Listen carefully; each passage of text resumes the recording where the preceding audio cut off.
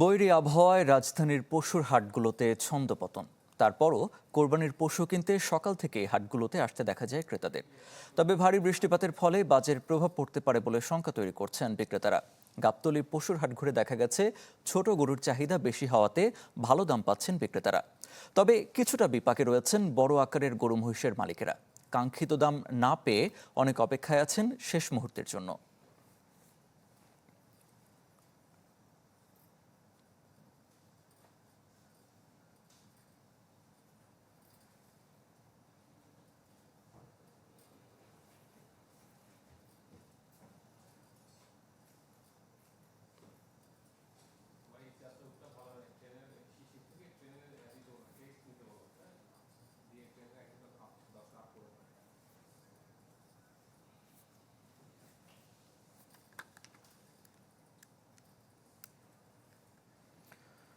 পশুহাটের খবর জানবো। গাবতলী থেকে যুক্ত হচ্ছেন সহকর্মী মোহাম্মদ শফিক।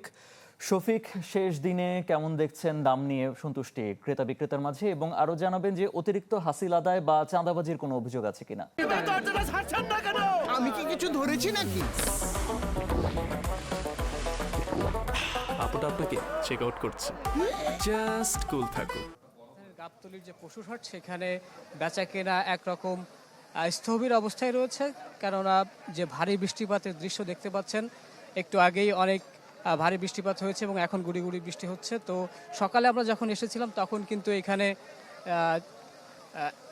ক্রেতা উপস্থিতি অনেক বেশি ছিল, তবে এরপর থেকেই কিন্তু আসলে যখন বৃষ্টি শুরু হয়েছে তারপর আসলে ক্রেতা সমাগম কিছুটা ভাটা পড়েছে। তবে তারা আশা করছেন, বিক্রেতা যারা এখানে রয়েছেন, যে বিকেল বা যখন এই বৃষ্টি শেষ হবে, যখন আকাশ স্বাভাবিক হবে, তখন কিন্তু একবারে অনেক ক্রেতা আসবেন এবং তখন তাদের যে কোরবানির পশু রয়েছে সেগুলো তারা কাঙ্ক্ষিত দামে বিক্রি করতে পারবেন। এবং আমরা বিক্রেতাদের সাথে কথা বলেছি এবং ক্রেতাদের সাথে কথা বলেছি। ক্রেতারা কিছুটা গতকালের তুলনায় দাম কম থাকাতে সন্তুষ্টি প্রকাশ করছেন। অন্যদিকে যারা বিক্রেতা রয়েছেন তারা মাঝারি সাইজের যেসব পশু নিয়ে এসেছেন তারা কাঙ্ক্ষিত দাম পাচ্ছেন, সেগুলোর চাহিদা বেশি রয়েছে এবং চাহিদা বেশি থাকাতে দামও মোটামুটি ভালোই পাচ্ছেন।